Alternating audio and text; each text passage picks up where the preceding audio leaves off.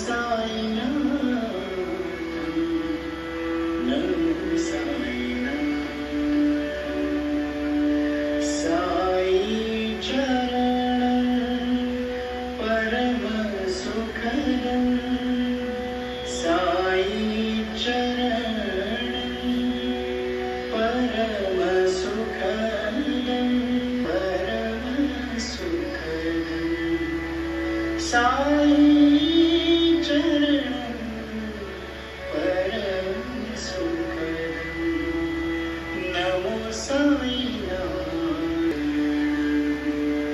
హరి శరణం నమో సాయినాథం నమో సాయినాథం నమో సాయినాథం నమో సాయినాథం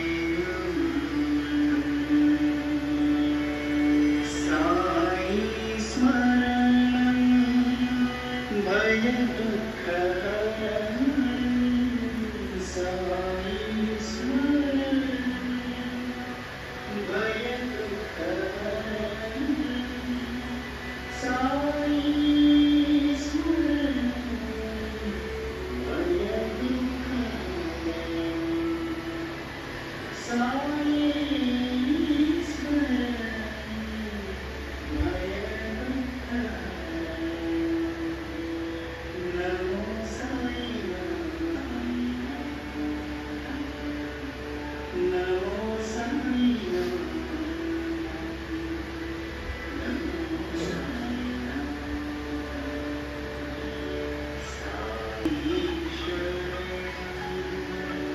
నమో సాయినాథం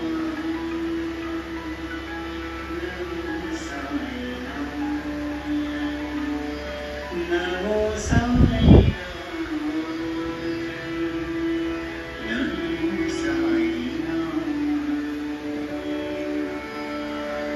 సాయి శరణం భవసాగర్. గుడిలో మనకి మామూలుగా శ్రద్ధ సబూరి అని రాసుంటారు. దాంట్లో శ్రద్ధ గురించి ఆయన చాలా డీటెయిల్డ్గా ఎక్కువగా ఎక్స్ప్లెయిన్ చేయడం జరిగింది సాయిబాబా గారు. అంటే శ్రద్ధ అనేది ఉన్నవాడు దేన్నైనా సాధించగలుగుతాడు, దానికి అంతమే లేదు, మనం సాధించగలిగేదానికి లిమిట్స్ అనేది ఉండదు అనే ఉద్దేశం అనమాట అక్కడ సాయిబాబా గారు చెప్పింది. అట్లాగే దీన్నే శ్రీకృష్ణ భగవానుడు కూడా ఒక శ్లోకం చెప్పాడు. శ్రద్ధావాన్ లభతే జ్ఞానం తత్పర సంయతేంద్రియః జ్ఞానం లబ్ధ్వా పరాం శాంతిం అచిరేణాధిగచ్చతి. అంటే సాయిబాబా గారు చెప్పినా కృష్ణుడు చెప్పినా అంతా ఒకటే, శ్రద్ధ గురించి చెప్పడు ఈ శ్లోకంలో కూడా. అంటే నీకు శ్రద్ధ అనేది ఉంటే నీ యొక్క అన్ని విషయాలను నువ్వు సమత్వాన్ని పాటించి అచిర కాలంలోనే, తక్కువ కాలంలోనే మోక్షాన్ని సాధిస్తావు అనేసి కృష్ణ భగవానుడు చెప్పడం జరిగింది. ఇక్కడ మనం అన్ని ఎవరు చెప్పినా టాప్ లెవెల్ మాస్టర్స్ ఎవరు చెప్పినా దాని ఫైనల్ మీనింగ్ అదే ఉంటుంది. అందువల్ల ఇక్కడ వాళ్ళు బుద్ధిని మనసుని ఆ రెండింటిని వాటి యొక్క స్థితిగతుల్ని అర్థం చేసుకొని ఒక స్థాయికి ఎదిగినటువంటి మాస్టర్స్. అంటే ఆ స్థాయికి ఎట్లా వాళ్ళు రాగలిగినారు అంటే ఇందాక మన సార్ హరి సార్ చెప్పినట్టు ధ్యానం, కొంతసేపు కూర్చొని ధ్యానం చేయడమే. దాన్ని అలవాటు చేసుకున్నప్పుడు మనకి ఆటోమేటిక్గా మనకి రెండు రకాల ఆలోచనలు ఎప్పుడు వస్తూ ఉంటాయి. ద్విగుణంలోనే ఉంటాం ఎప్పుడు. ద్వైతం అంటాం దాన్ని. దానిలో కృష్ణుడు చెప్తాడు, ద్వైతంలో ఉండద్దు అర్జున, నువ్వు ఒకే విషయంగా ఆలోచించు, రెండు పరిపరి విధాలుగా ఆలోచించకు, రెండు ఆలోచనలు కాకుండా ఒకే ఆలోచన తీసుకొని రా అంటే మన బుద్ధి మన మనస్సు రెండుగాన ఒకే సమ్మిళితమైతే, ఒకే విషయంగా సమ్మిళితమైతే అప్పుడు మనకి ఎనర్జీ లెవెల్స్ ఎక్కువైతాయి. ఆ తర్వాత మనం తీసుకునే నిర్ణయాలు చాలా గట్టిగా ఉంటాయి. వాటి ఫలితాన్ని మనము చక్కగా పాజిటివ్గా మనం ఫలితాన్ని వచ్చే అవకాశం మనకు ఏర్పడుతుంది. అంటే బుద్ధి మనసు అనేది ఏం లేదు, మనకు మనకు కలిగేటువంటి రెండు విషయాలు, రెండు ఆలోచనలు. ఏ విషయం పట్లైనా కానీ మనకు రెండు ఆలోచనలు వస్తుంటాయి, ద్వైతంలో ఉంటాం ఎప్పుడు. దాని నుంచి మనం బయటపడాలి అంటే మనకి ధ్యానం ఒకటే సహకరిస్తుంది. అంటే కొంతసేపు కూర్చోవడమే, నెమ్మదిగా మన శ్వాసను మనం గమనించడమే. అలా చేస్తున్నప్పుడు ఏమవుతుందంటే ఆ రెండు ఆలోచనలు అనేవి ఒకటిగా మారుతాయి. దానికోసమే మన ప్రయత్నం అంతా. అట్లా లేనప్పుడు ఏమవుతుందంటే మనకి రకరకాల ఆలోచనలు పెరిగిపోయి, అంటే మనం ఆలోచనలు వెంటే పరిగెత్తూ పోతూ ఉంటాం. ఒక ఆలోచన వచ్చిందనుకోండి, దాన్ని వెంటనే వెంటాడతాం. ఆ తర్వాత వచ్చే ఆలోచన నెక్స్ట్ వస్తుంది, నెక్స్ట్ నెక్స్ట్ నెక్స్ట్ ఇట్లా ఆలోచనలు వస్తూనే ఎక్కడికో పోతూ ఉంటాయి. వాటిని మనము కట్ చేయగలిగితే అప్పుడు మనకి ధ్యానం అనేది కుదురుతుంది. చాలామంది చెప్తుంటారు, ఏమో నేను మీరు చెప్పినట్టుగానే కూర్చుంటాను సార్, నాకేమీ కుదరడమే లేదు, నేను ధ్యానం అంటాను కానీ నా చేతి కావడమే లేదు అని అంటారు. అంటే అక్కడ బుద్ధి ఒక రకంగా, మనసు ఒక రకంగా పోతా ఉన్నారు. రెండు గుర్రాలు వేరు వేరు మార్గాల్లో ప్రయాణం చేసేటప్పుడు అక్కడ ఏకీభావం అనేది కుదరడం కష్టం. అది మనం అట్లా చేయడానికి వీలు కానప్పుడే మనం కూర్చోవాలి. అది నెమ్మదిగా సాధన మీద మనకు ఆ బుద్ధి, మనసు రెండు కూడా, అంటే రెండు ఆలోచనలు కూడా ఒకటిగా మారేదానికి అవకాశం ఏర్పడుతుంది. ఈ విషయాన్ని చెప్పడానికి నాకు అవకాశం ఇచ్చినందుకు అందరికీ ధన్యవాదాలు తెలియజేస్తున్నాను. ఓం నమః శివాయ. ఓం నమో నారాయణాయ. ఓం అరుణాచలేశ్వరాయ నమః. ఓం సాయినాథాయ నమః. మరి బాబా గారి యొక్క దివ్య పాద పద్మములో మరొక శనివారం శుభదినం. ఎందుకంటే సార్ చెప్పాడు, ఇప్పుడు ఆధ్యాత్మిక యజ్ఞంలో, ఆధ్యాత్మిక సదస్సులో, ఆధ్యాత్మిక విషయాలను ఈ చెవుల్లో తీసుకోవడం ఎన్నో జన్మలు. అది అందరికీ అనేటువంటి గొప్ప అవకాశం. మరి ఈశ్వరుడు మనకు అవకాశం కల్పించాడు. ఇంత గొప్ప అవకాశాన్ని అక్కడెక్కడో అంత దూరంలో ఉంటే కూడా మనం ఇక్కడ వచ్చి కూర్చుంటున్నామంటే ఎన్ని జన్మల పుణ్యమో. ఒకసారి మనకు మనం క్లాస్ కొడుతున్నాం.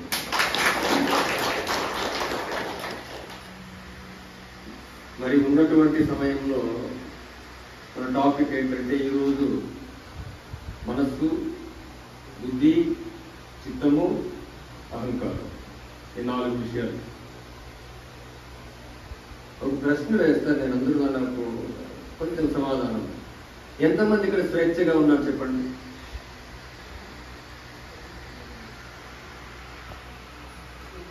స్వేచ్ఛ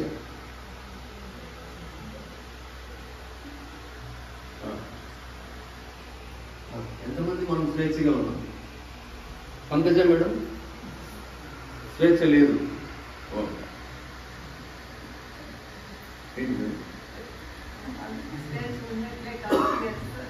స్వేచ్ఛ ఉన్నట్టు అనిపిస్తుంది కానీ స్వేచ్ఛ లేదు మీకు మేడం? స్వేచ్ఛ సేమ్ ఆన్సర్. సో ఫైనల్గా ఒక స్టేట్మెంట్ వచ్చింది మనకి, ఏంటంటే మనం స్వేచ్ఛగా లేము అని. అంతే కదా మేడం? స్వేచ్ఛగా లేము. ఏంటి జీవితం మేడం? ఆలోచించండి. స్వేచ్ఛగా లేని జీవితం ఏం జీవితం ఆలోచించండి వస్తుంది. మరి బాబా కాన్సెప్ట్ అది ఏంటంటే నువ్వు స్వేచ్ఛగా జీవించు అని. స్వేచ్ఛగా జీవించు. మరి మనకు స్వేచ్ఛ లేదు అనేటువంటి విషయాన్ని మనం ఏం చేస్తున్నాం మేడం? ఒప్పుకుంటూ ఉన్నాం. ఒక రకంగా ఒక స్వేచ్ఛ ఉన్నట్లే ఉంటుంది కానీ ఎక్కడో వెళ్తుంది లోపల. వెల్త్ అనేది ఉంది కాబట్టి ఎంత సంపద ఉన్నా, ఎంత ధనం ఉన్నా, ఇల్లు ఉన్నా, వాకిలు ఉన్నా, సర్వం ఉంటే కూడా, అన్నీ ఉంటే కూడా స్వేచ్ఛ లేదు. స్వేచ్ఛ అనేది లేదు. ఎక్కడో ఇరుక్కున్నాం మనం. మరి యోగులు, ఇలాంటి మహానుభావులు, వీళ్ళందరూ కాన్సెప్ట్ ఒకటి ఏంటంటే నేను స్వేచ్ఛగా ఉన్నాను, మీరు కూడా స్వేచ్ఛగా ఉండండి అని చెప్తారు వాళ్ళు మనకు. నేను స్వేచ్ఛగా ఉన్నాను.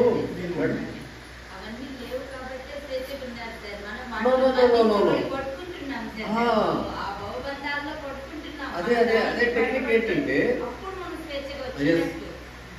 సో అవన్నీ వదిలిపెట్టేస్తే స్వేచ్ఛ ఉంటుంది మనం అనుకుంటూ ఉన్నాం. ఏవైతే మీరు చెప్పినటువంటి ఆ విషయాలంతా మనం వదిలిపెట్టేస్తే మనం అప్పుడు స్వేచ్ఛ వస్తుంది. మనకు చెప్పినటువంటి భావన మనకు అనిపిస్తూ ఉంటుంది. మరి అప్పటికే స్వేచ్ఛ వస్తుందా అంటే కాదు. ఎందుకు? బలవంతంగా దేనైనా వదులుకుంటే అది మళ్ళీ బలంగా పట్టుకుంటుంది మనల్ని. ఏంటి సార్, నేను అలా వెళ్ళేటప్పుడు మనమందరూ అలా వెళ్తూ, నేను ఒక మాట చెప్తాను మీకు ఏంటంటే, అలా వెళ్తున్నప్పుడు మీరు ఆ ముందర ఒక రోడ్డు వస్తుంది కదా, ఆ రోడ్డుకి ఎడం వైపున చూడద్దండి అని చెప్తాం అనుకోండి, ఏం చేస్తాం? అక్కడ ఎడం వైపు చూసే వెళ్తాం మనం. అంటే అర్థం ఏంటి? మన మనస్సుకు ఏదైనా ఒకటి అది చెయ్యొద్దు అనేటువంటి భావన వ్యక్తపరిస్తే బలవంతంగా దాన్ని ఇలా చెయ్యాలనేటువంటి ఆ స్ట్రిక్ట్ ఆర్డర్ మనం దాన్ని పాస్ చేస్తే అది 100% ఏం చేస్తుందంటే సార్, దాన్ని చేయాలని చెప్పి ప్రయత్నము చేస్తుంది. అది వదలదు.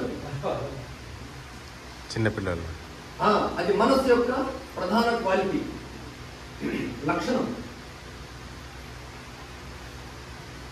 స్వేచ్ఛగా జీవించడం కోసమే మనం ఇక్కడ జన్మ తీసుకున్నాం. స్వేచ్ఛగా జీవించడం కోసమే మనము జన్మ తీసుకున్నాం. దీనికి స్వేచ్ఛగా జీవించడం కోసము మనం అనుకున్నట్టు గత జన్మల కర్మలు ఇంకొకటి ఇవన్నీ లేనేలేదు. వీటి గురించి ఆలోచించుకో. ఈ జన్మ పరంపర, నేను అలా ఉండేవాడేమో, ఇలా జరిగిందేమో, నా తలలోకి ఇలా ఉంది, నో, ఇవి కారణం కాదు. ఏమిటి కారణము అంటే, ఇప్పుడు మనం ఎలా ఉండాలో అలా ఉండకపోవడమే కారణం. ఎలా ఉండాలో అలా ఉండకపోవడమే కారణం. ఈ స్వేచ్ఛకు ప్రధాన అడ్డంకి ఏంటంటే మన మనస్సుని. ఏంటి సార్? మన మనస్సు.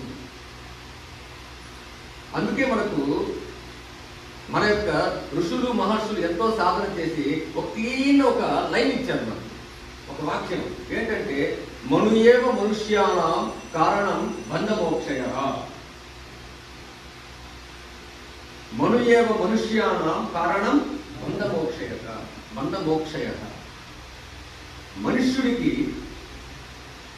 మనుష్యుడికి బంధానికైనా స్వేచ్ఛకైనా, మోక్షం అంటే స్వేచ్ఛ, మోక్షం అంటే విడుదల, స్వేచ్ఛగా ఉండడమే. మోక్షం అంటే ఎక్కడ సార్?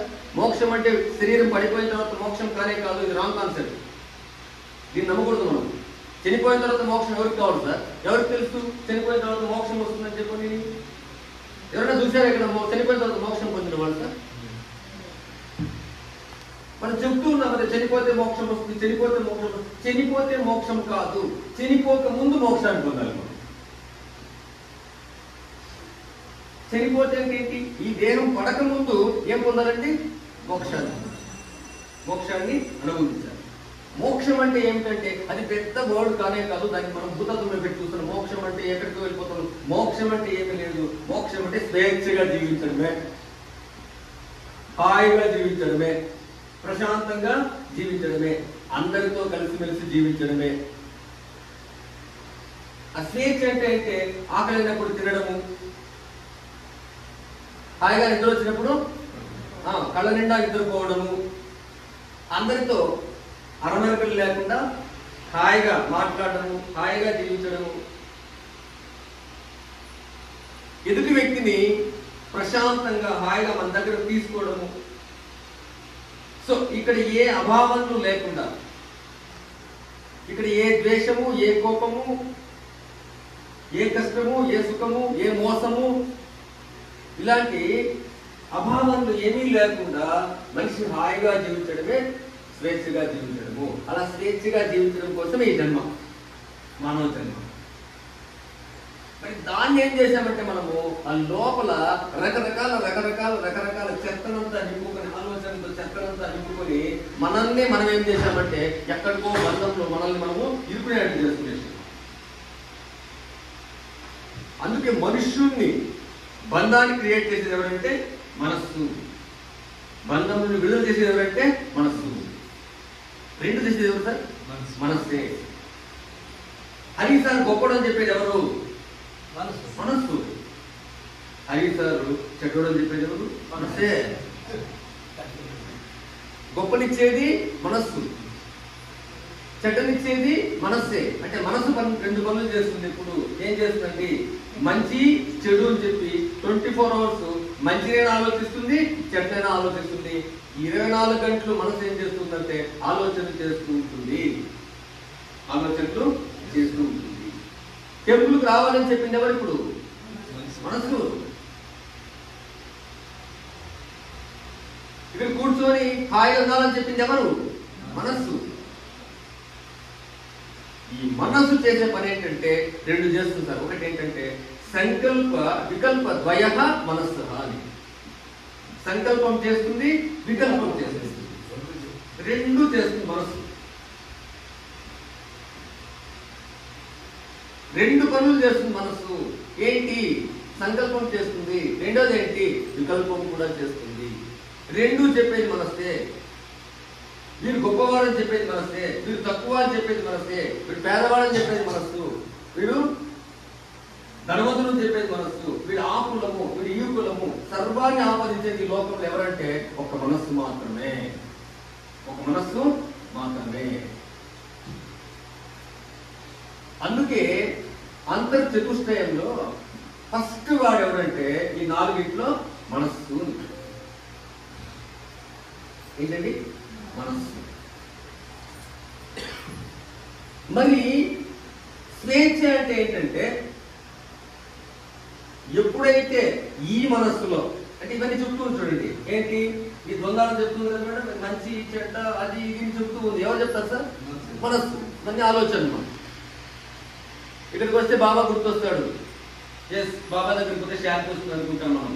మనస్సు చెప్పింది. మరి ఇక్కడికి వస్తే శాంతి, రోడ్లో పోతే అశాంతి. ఆటో వాడు ఫోన్ చేశారు, ఆటో రాలేదు. ఏంటి మేడం? అశాంతి, టెన్షన్. ఒక దూరం లోపల ఏమైతుంది? ఒక భావన వస్తుంది, అయ్యో మీరు రాలేదే, అశాంతి. మరి ఇక్కడ మాత్రము శాంతి, అక్కడ మాత్రము అశాంతి.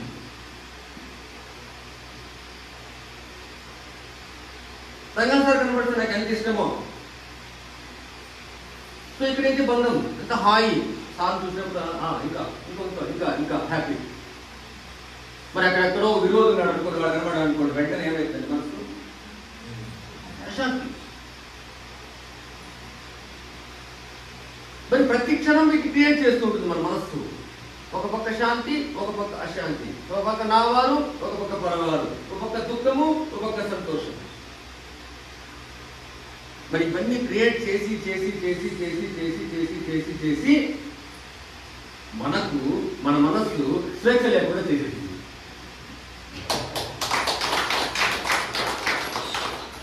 ఏం చేసింది సార్? మనం ఏంటో మనం జీవించడం లేదు ఇప్పుడు. మరి ఇప్పుడు డాన్స్ చేస్తారా మీరు? ఎందుకు చేయరు? ఒప్పుకోదు. ఏంటంటే నేనేంటి డాన్స్ చేసేది? జస్ట్ లోపల నేను ఇప్పుడు మేడం గారు పాటిస్తే పాడుతున్నాను, పాడదు. ఎందుకంటే ఇలా నేను ఇంతమంది ఉన్నారు అంటే నా మనస్సు ఎక్కడికో ఏదో చేస్తుంది లోపల. మరి ఈ బంధాలంతా మళ్ళీ విడిచేది ఎవరు సార్? మన యొక్క మనస్సు.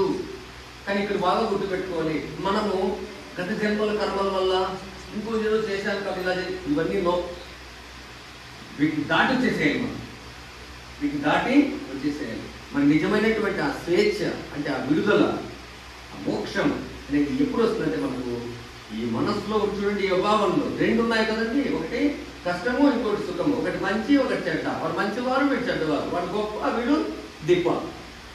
రకరకాల చేష్టలు చూడండి. ఈ చేష్టలన్నీ అణిగిపోయి అంటే ఏంటి? ఇవన్నీ కరిగిపోయి కరిగిపోవాలి ఇవంతా, కరిగిపోవాలి ఇవంతా. ఇవన్నీ కరిగిపోయి ఎప్పుడైతే మన మనస్సు ఆ ప్యూర్ శుద్ధత్వాన్ని పొందుతుందో అప్పుడు మనము స్వేచ్ఛను పొందుతాము అని చెప్తుంది. ఆ ప్యూరిటీని మనం పొందడం కోసమే మెడిటేషన్, ధ్యానము. ఎప్పుడైతే మనం ప్రతిరోజు ఒక అర్ధగంట, 1 గంట, 10 నిమిషాలు కూర్చుంటామో ఈ మనస్సు రకరకాల విన్యాసాలు చేస్తుంది లోపల. ఒక రకం కాదు, రకరకాల ఆలోచనలు. ఎప్పుడో ఒక కర్మ చేసిన ఒక మంచి ఒక చెడ్డ చేసిన వాడు గుర్తొస్తాడు అప్పుడు మనకు. ఏదేదో గుర్తొస్తాయి మనకు. రకరకాల ఆలోచనలు చేస్తుంది. ఈ రకరకాల ఆలోచనలు, రకరకాల ప్రక్రియలంతా కూడా మనము మెల్లగా మన మనసుతోనే వాటినంతా కూడా ఫుల్ స్టాప్ పెట్టుకుంటూ రావాలి. మెల్లమెల్లగా సాధన ద్వారా ఇది వద్దు, ఇది వద్దు, ఇది వద్దు, ఇది వద్దు. సో ఎప్పుడైతే ఈ విచారణ లోపల జరుగుతుందో, ఎక్కడ జరగాలి విచారణ? లోపల. ఎవరు చేయాలి విచారణ? మనం ఎక్కడ చేస్తూ ఉన్నాము? బయట చేస్తూ ఉన్నాం విచారణలంతా. ఆ షాప్ దగ్గర విచారణ చేస్తాము, ఆ టీఎం దగ్గర గడిసే విచారణ చేస్తాము, ఇంకొకరితో విచారణ చేస్తాము. సో విచారణ మొత్తం మంది బయట. విచారణ బయట ఎంత చేస్తామో అంత దుఃఖపడతాం మనం. అవును, విచారణ బయట చేస్తే దుఃఖం వస్తుంది. విచారణ ఎక్కడ జరగాలి? లోపల జరగాలి, అంతరంగంలో జరగాలి, లోపల జరగాలి విచారణ. ఆ లోపల విచారణ జరిగితే మనకేమొస్తుంది? విడుదలవుతుంది. మనం విడుదలవుతాం. మనం ఎక్కడ విడుదలవుతామో ఈ బంధాల నుండి విడుదల. బంధం అంటే ఏంటి? ఇక్కడ బంధం అంటే భార్యాభర్తలు ఇంకోటి బంధం కాదు. బంధం అంటే ఏంటంటే ఈ ద్వైతమే బంధం. మనం లోపల ఉన్నటువంటి అభావం ఉన్నాయి చూడండి, అదే మనకు బంధం.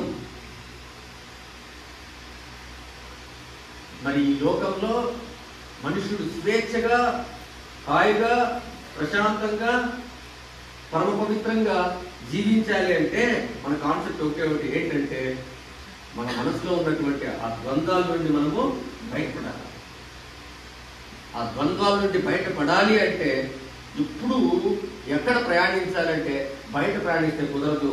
బాబా మందిరంలో కూర్చొని లోపలికి ప్రయాణించాలి. ఆ లోపలికి ప్రయాణించేటువంటి దివ్యమైనటువంటి మార్గాన్నే వారు ఉపదేశించారు మనకు. ఏంటంటే that is meditation, that is ధ్యానం అని. అందుకే ఎన్ని కర్మలు ఉన్నా, ఎన్ని పనులు చేస్తూ ఉన్నా బాగా గుర్తుపెట్టుకోవాలి, ధ్యానం అంటే మనం ఆకూడదు, పరిగెత్తి వచ్చి కూర్చోవాలి. ఈ లోకంలో మనకు స్వేచ్ఛనిచ్చేది ఎవరంటే ఒక ధ్యానం మాత్రమే. మనల్ని మనం బతికినట్టు చేస్తుంది. నేను నాలాగా జీవించాలి, రంగాసార్ లాగా జీవించాలి, మేడం లాగా జీవించాలి. ఇంకా లేకపోతే ఏంటి? జీవితానికి అర్థం పరమార్థం ఏంటి? ఎవరిపై ఎన్నో డిపెండ్ అయి బతుకుతాం చెప్పండి. మనకు స్వేచ్ఛ వద్దా? ఒక మాట చెప్తాను, నేను బాగా గుర్తుపెట్టుకోండి. ఎవరైతే స్వేచ్ఛగా జీవిస్తూ ఉంటారో వారికి ఈ దేహానికి ఎటువంటి జబ్బు రాదు. వాడికి ఎవరైతే స్వేచ్ఛగా జీవిస్తూ ఉంటారో వారికి ఎటువంటి జబ్బులు అనేవి రావు. ఒకవేళ జబ్బులు ఉంటే అన్ని పోతాయి. మరి స్వేచ్ఛగా జీవించలేదు కాబట్టి మనకు జబ్బులు వస్తుంది. జబ్బులు ఎక్కడ తయారవుతాయి? బయట ఫుడ్ వల్ల లేకపోతే ఇంకోటి వల్ల కాదు, మన మైండ్లో జబ్బులు తయారవుతాయి. మన మైండ్లో, మన మనసులో చేసేటువంటి అభావాలు, ఆలోచనలు, ఏవైతే ఆలోచించకూడదు అవి ఆలోచిస్తాము, ఏ భావనతో చేయకూడదు ఆ భావనలు ఆలోచిస్తాము. ఈ ద్వైతంలో మన మనసు ఇరుక్కుపోవడం వల్ల, ఈ బంధంలో ఇరుక్కుపోవడం వల్ల ఆ నెగిటివ్ ఎనర్జీ, నెగిటివ్ ఫోర్స్, ఈ ఆలోచనల వల్ల మనకు ఈ దేహానికి జబ్బులు వస్తూ ఉన్నాయి. అందుకే ఈ మధ్య ఒక సర్వే, ఒక నిర్ణయం తీసుకున్నారు. ఏంటంటే ఈ దేహానికి 90% జబ్బులు దేని వల్ల వస్తూ ఉందంటే మనసు వల్ల వస్తూ ఉంది అని చెప్పండి. మరి మన మనస్సును అమృతతుల్యంగా, ద్వైత రహితంగా, పరమ ప్రశాంతంగా, హాయిగా ఉంచగలిగేటువంటి సాధన ఈ లోకంలో ఏంటంటే ఒకటే గుర్తుపెట్టుకోవాలి. ఏంటంటే తమలోకి తాము ప్రయాణించడమే, అంతే. ఇంక వేరే కాన్సెప్టే లేదు. ఇంక ఎక్కడికి ప్రయాణించినా అది బంధం. మీరు ఏ గుడికి వెళ్ళండి, ఏ బడికి వెళ్ళండి, ఏ కొండెక్కినా కూడా ఏ కొండ ఎక్కినా, ఏ కొండ దిగినా, ఏ దేవుణ్ణి ఎంత స్మరించినా బాగా గుర్తుపెట్టుకోవాలి, ఏమీ జరగదు. ఒకటే కాన్సెప్ట్ ఏంటంటే మనలోకి మనము ప్రయాణించి మనల్ని మనము ఏం చేయాలంటే అంతరంగంలో మనల్ని మనము చర్చించుకోవాలి, మనతో మనం చర్చించుకోవాలి, మనతో మనం ఉండాలి. మనతో మనం ఉన్నప్పుడు మన మనస్సు కుదుట పడుతుంది, ఆ ద్వైతం నుండి బయటపడుతుంది, ప్రశాంత స్థితి పొందుతుంది. అప్పుడు మనకి స్వేచ్ఛ వస్తుంది. స్వేచ్ఛ వస్తే ఆరోగ్యంగా ఉంటాం. స్వేచ్ఛ వస్తే ఆరోగ్యంగా ఉంటాం. సో ఈ రోజు కాన్సెప్ట్ ఏంటంటే మనసును ప్రశాంతంగా ఉంచుకోవాలి. మనసులో ఈ అభావాన్ని వదిలిపెట్టేసేయాలి. రెండు ఉంటాయి, వాడు వీడు, అది ఇది, గొప్ప దిబ్బ, అవన్నీ వదిలిపెట్టేసేయాలి. ఆ పరమ ప్రశాంత స్థితిని మనం అనుభవించాలి. ఎవరికి వారు అనుభవించాలి. అలా అనుభవించేటువంటి స్థితిని సాయినాథుడు అందరికీ కల్పించాలి. మనస్ఫూర్తిగా ప్రార్థిస్తూ రెడీ క్లాస్ నారాయణ శ్రీమన్నారాయణ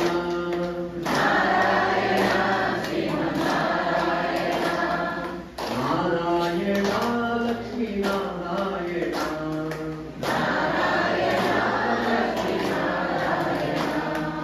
రామకృష్ణ గోవింద నారాయణ